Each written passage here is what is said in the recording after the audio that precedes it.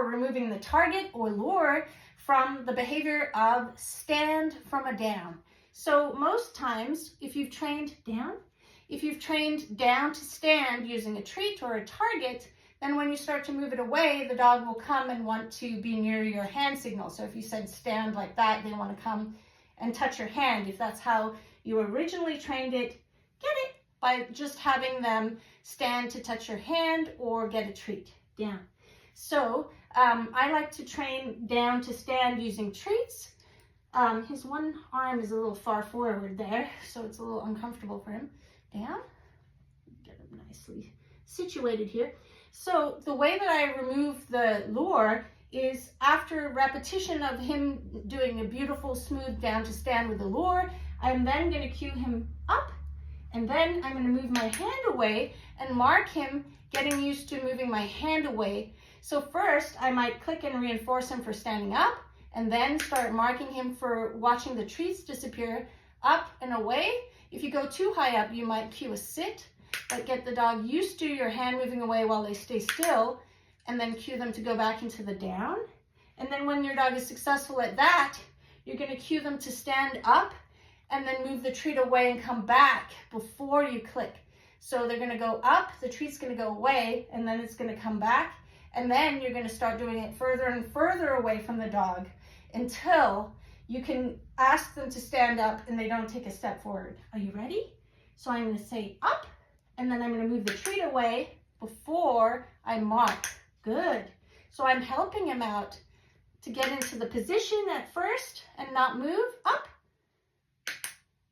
So there I marked when he got up, but it's because I'm a little distracted. So down, here we go. Up. So I'm going to move the treat away. Good. Down. Good. And you want to mark multiple times for each position so the dog doesn't immediately go into a down after standing up if you've given one click or one marker and one treat.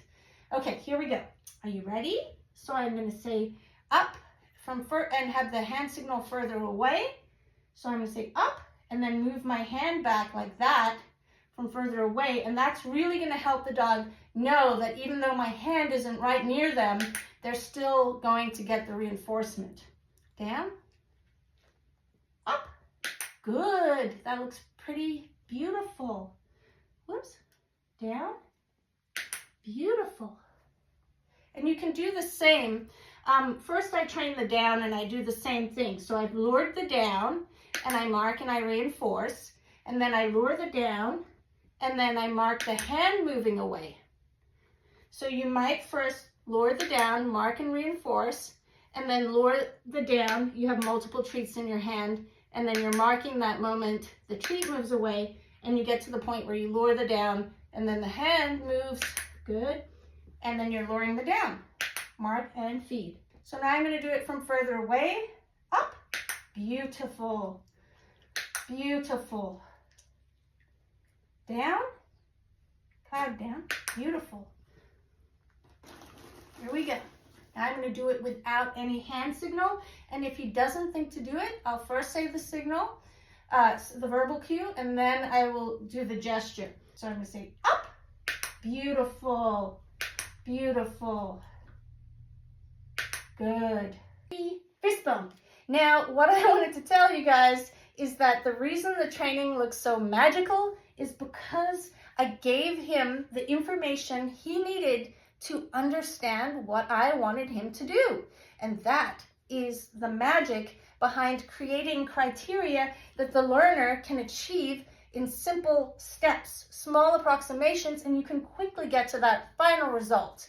When you find yourself in a training pattern where your dog keeps getting things wrong, I would say if your dog gets something wrong like 3 times in a row, that means that your training is not going to work and you're going to get frustrated and your dog is going to get frustrated. So you've got to figure out something else to do.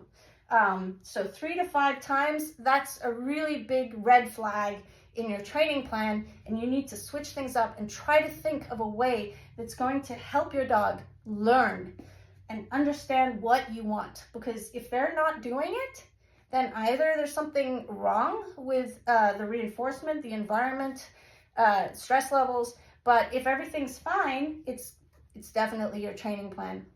Hey, Cloudy.